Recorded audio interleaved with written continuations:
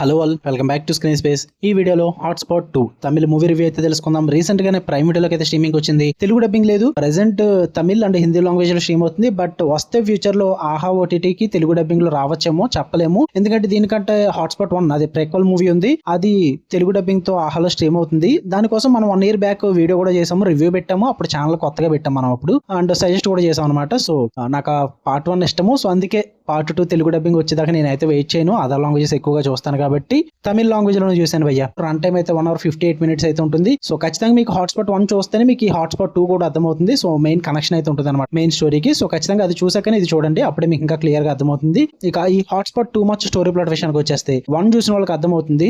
1 తర్వాత జరిగిన ఇన్సిడెంట్స్ అనమాట. ఇది 2 years తర్వాత జరుగుతుంది ఈ స్టోరీ అన్నది. మళ్ళీ సేమ్ ఒక ఆస్పైరింగ్ డైరెక్టర్, అదే ఈసారి ఒక ఫీమేల్ లీడ్ వస్తుంది అనమాట.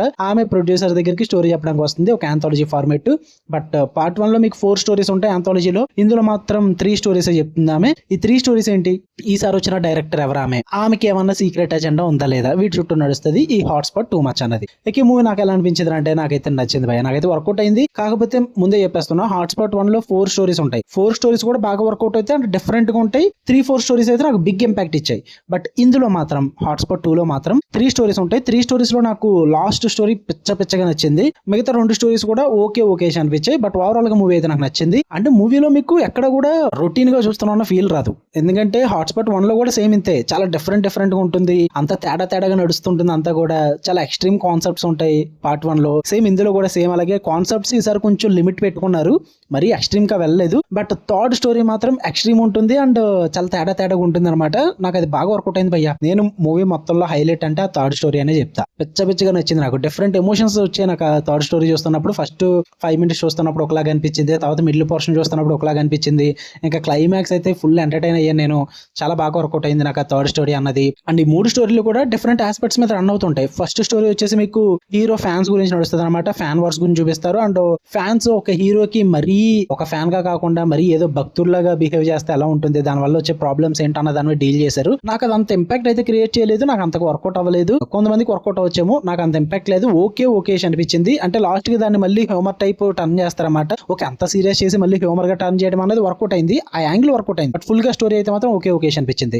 ఇంకా సెకండ్ స్టోరీ వచ్చేసి మీకు జెన్జీ బ్యాచ్ గురించి ఉంటుంది. అంటే జెన్జీ లేడీస్ ఉంటారు కదా, సో వాళ్ళ డ్రెస్ సెన్స్ గురించి ఉంటుంది అనమాట. ఈ మధ్యన ఈ డ్రెస్ సెన్స్ గురించి చాలా హడావిడి జరిగింది, చాలా గొడవలు కూడా జరిగాయి. దానికోసం ఒక మంచి మెసేజ్ అయితే ఇచ్చారు భయ్య సెకండ్ స్టోరీలో. ఆ మెసేజ్ పరంగా వర్కౌట్ అయింది. చూపించిన వే మాత్రం నాకు చాలా ఆర్టిఫిషియల్ గా అనిపించింది అనమాట.